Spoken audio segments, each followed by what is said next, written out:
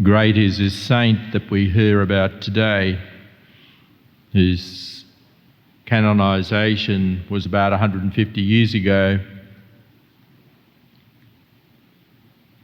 A friend, someone who I'd met up with, and he had addressed a group 8 years ago, was at the chapel where the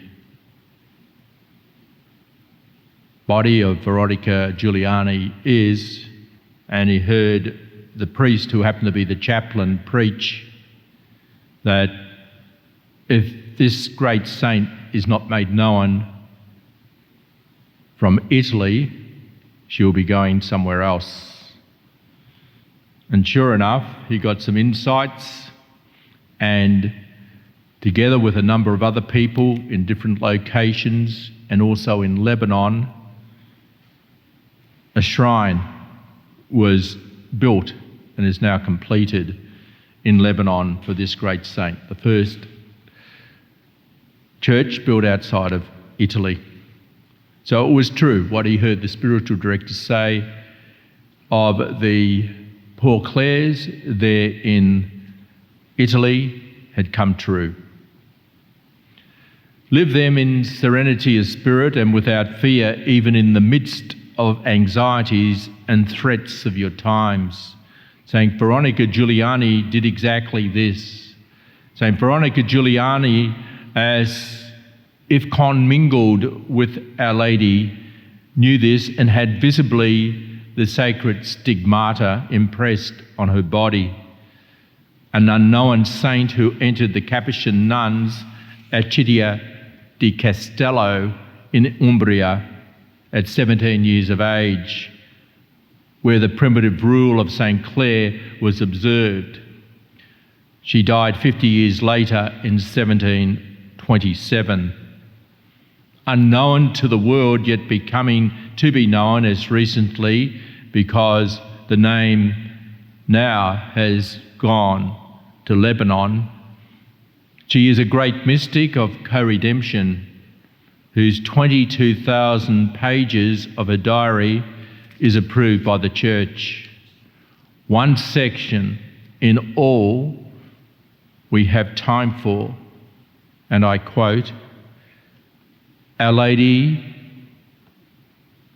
coadjutrix in conjunction with, in our redemption suffered within herself, participated each pain, sorrow, anguish, and agony which Jesus would have to undergo, and that this suffering commenced at Jesus' birth, when he himself suffered the cross, the thorns, the flagellations.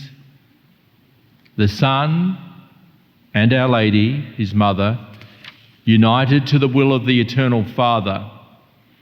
It was pure, naked faith that led St. Veronica Giuliani to taste the eternal union, but it was with this suffering of Our Lady, a suffering St. Veronica Giuliani had communicated to her soul.